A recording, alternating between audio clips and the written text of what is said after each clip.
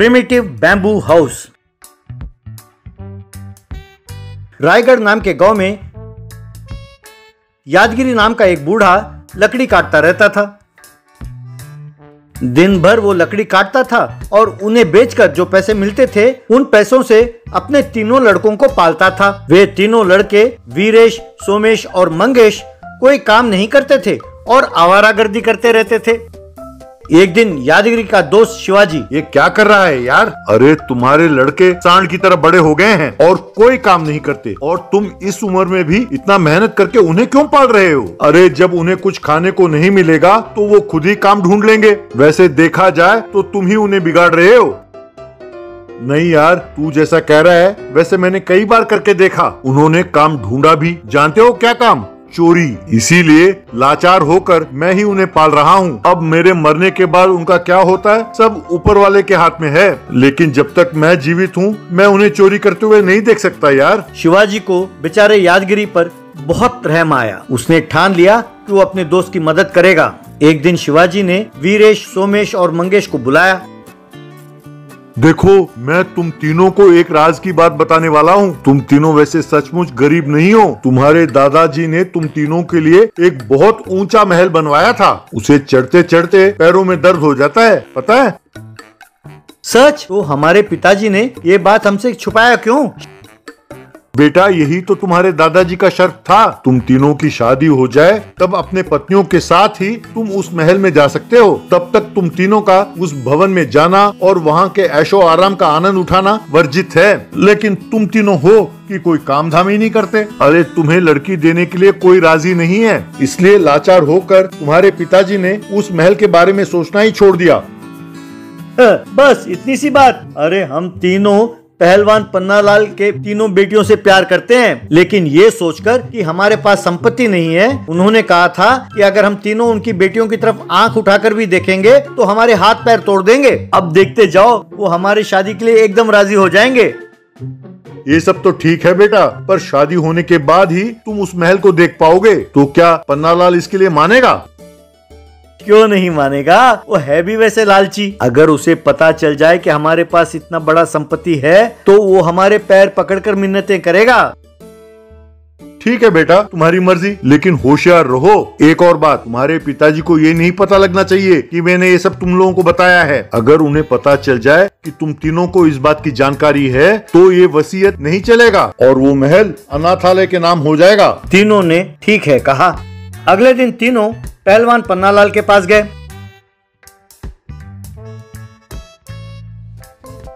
क्यों भाई, फिर से आ गए? मैंने तुम लोगों को पहले ही बताया था कि तुम जैसे भिखारियों को मैं अपनी बेटियां नहीं दूंगा।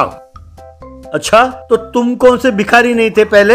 दादागिरी और गुंडागर्दी करते हुए तुमने पैसे कमाए हैं। हम तुम जैसे नहीं हैं। हमारे दादाजी बहुत बड़े रईस थे। हमारे लिए उन्होंने आकाश को छूने वाले महल बनाए हैं, पता है? लेकिन हमारी शादी होने के बाद ही वो महल हमारे नाम होगा, तब हम करोड़पति बन जाएंगे।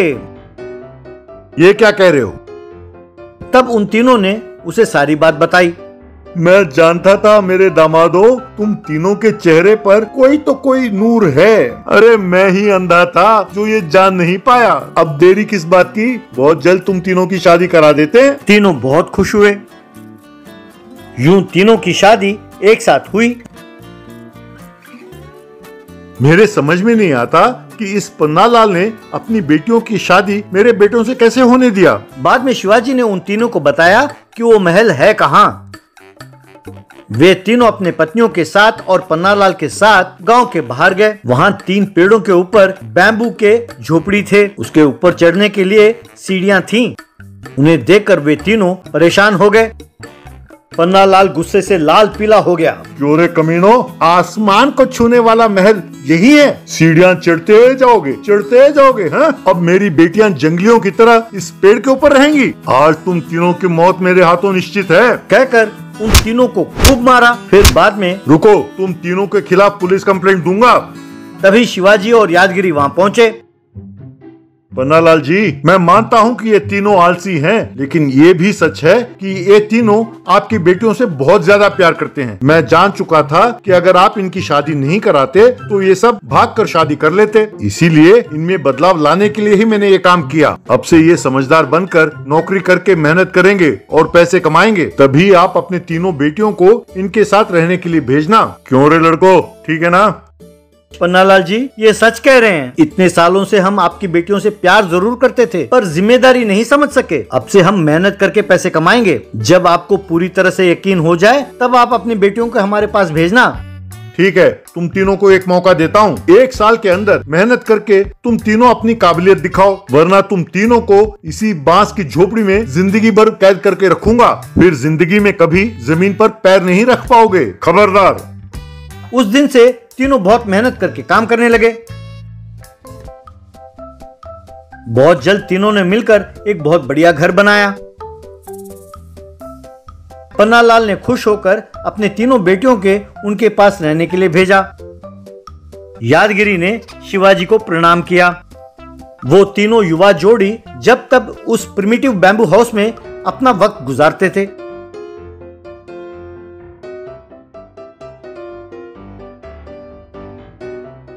मिनी ट्रैक्टर चिकन वाला।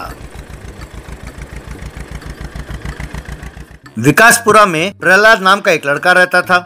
नाम तो था प्रहलाद, पर था वो एकदम राक्षस। वो बहुत शरारती था। उसके पिताजी शेयर मार्केट सतीश आराम से बरामदे में बैठकर पैर पसार कर अखबार पढ़ रहे थे कि गांव वाले वहां पहुंचे। आते आते उनमें से कुछ लोग, अरे क्यों भाई शेयर मार्केट सतीश, क्या तुम आदमी हो या कोई जंगली जानवर? अरे ये क्या नया नया शक क्यों हो रहा है आप लोगों को? मैं वैसे भी बहुत व्यस्त हूँ। आप यूं शक पैदा करके मेरे दिमाग को कमजोर ना करें। वैसे इतने सालों बाद आपको ये शक क्यों हुआ? मैं भी आप ही लोगों की तरह इंसान हूँ ना। इतना ही नहीं, आप लोगों के बीच में रहते हुए मैं शेयर मार्केट का बिजनेस कर रहा हूँ और उसमें करोड़ों रुपए कमा रहा हूँ। अगर मैं इंसान ना होकर जानवर होता तो ऐसा कैसे करता? इसलिए मैं इंसान हूँ, जानवर नहीं। अब ये सारा गांव यहाँ मेरे घर के सामने क्यों जमा हो रहा है? क्या कारण है? क्या आप सब चाहते हैं कि मैं आप लोगों के पैसों को शेयर मार्केट में डालूं? अगर है तो बोलिए, आपको 10 गुना पैसे दिलाऊंगा।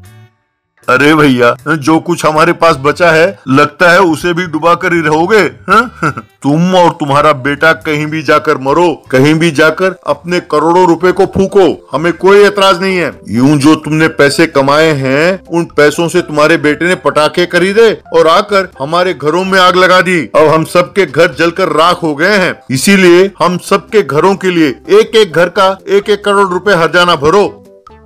अच्छा, तो ये बात है। जब इतने सारे फायर इंजन एक के बाद एक घंटी बजाते हुए जा रहे थे तो मैंने सोचा कि फायर इंजनों का रेस लग रहा है। तो ये सब मेरे लाडले का किया धरा है। हाँ? ठीक है, मेरे बेटे ने गलती की है, मैं मानता हूँ। और ये भी मानता हूँ कि मुझे आप सबको हर्जाना देना पड़ेगा। लेकिन कब भरना होगा? तब जब वो मेरा बेटा हो, है ना? हाँ हाँ बिल्कुल। पर वो प्रहलाद जो है वो मेरा बेटा नहीं है। उसका और मेरा कोई रिश्ता नहीं है। कल रात को ही मैंने उसे घर से बाहर निकाल दिया था। उस गधे को लाखों रुपए खर्च करके कॉर्पोरेट स्कूल में दाखिला दिलाया, पर उसे इस बात का एहसास ही नहीं है। हर सब्जेक्ट में उसके अंडे ही मिले हैं। उसके टीचर तो कह रहे थे कि अंडा भी बहुत ज्यादा है। इसीलिए उसे पकड़कर कल बहुत मारा और उसे कहा कि भाई अपने समझ में आग होनी चाहिए, घर में आग होनी चाहिए, अपने काम में आग होनी चाहिए, हर जगह तुम्हें आग लगाना चाहिए। ऐसा मैंने उसमें ज्वाला जगाया, पर मैं नहीं जानता था कि ये ज्वाला यूं भड़क कर तुम्हारे घरों को आग लगा देगा। इसलिए मैंने कल रात को ही उसको कह दिया कि तुम्हारा मेरा कोई संबंध नहीं है और उससे कागज पर दस्तखत भी करा लिए। इसलिए वो मेरा बेटा नहीं है। तुम कोई भी कचहरी जाओ, तुम्हारा केस नहीं चलेगा। वो देखो, वो आ रहा है, तुम्हारे घर जलाने वाला प्रहलाद कमीना। जो करना है कर लो उसे। तब गांव वाले गुस्से में आकर, क्यों रे, बाप बेटे दोनों मिलकर हमें बेवकूफ बनाते हो? कल सवेरे तक अगर तुमने हमारे पैसे दे दिए तो ठीक है, वरना कल शाम को तुम्हारे घर में आग लगा देंगे और आग के सामने हम नाचेंगे। यूं चेतावनी देकर चले गए।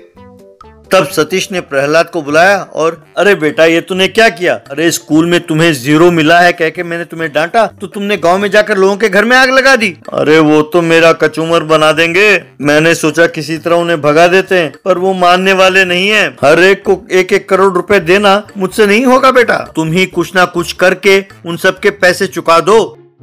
पापा मैं तो छोटा लड़का हूँ, मेरे पास इतने पैसे कहाँ होंगे, मैं कैसे भर पाऊंगा?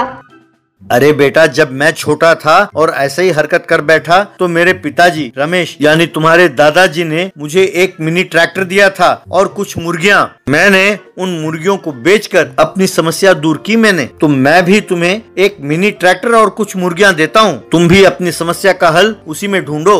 अरे मेरे प्यारे कंजूस पापा, तो तुम मुझे मिनी ट्रैक्टर और मुर्गियाँ दे रहे हो और कहते हो कि समस्या का हल उसी में ढूंढो। हाँ ओके, बढ़िया है, बहुत बढ़िया है पापा।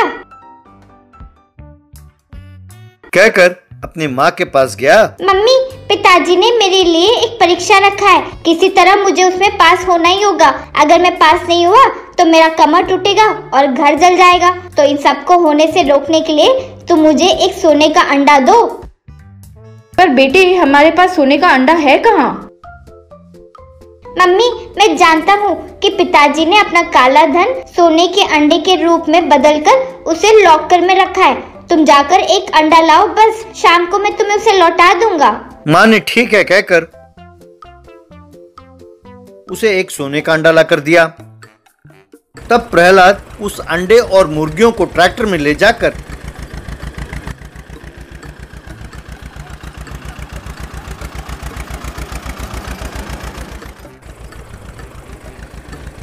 पड़ोसी गांव गया। वहां पर प्रहलाद जोर जोर से आओ भाई आओ, ये हिमालय से आए हुए सुनहरे मुर्गियां हैं जो सोने के अंडे देती है। एक एक अंडे की कीमत 1 करोड़ रुपए है। चाहो तो आकर देख लो इन मुर्गियों के दिए हुए ये सोने का अंडा।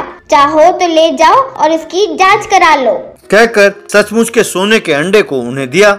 वे उस अंडे को पास वाले सुनार के पास ले गए और उसे खुरेद कर देखा। अरे यार ये तो खारिज सोना है। यूं तसल्ली करके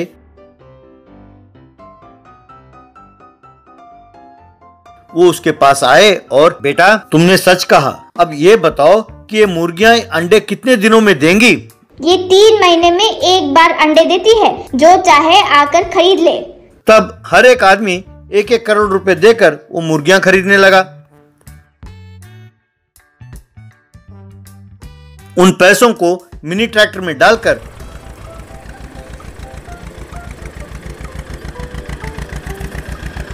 वो घर आया।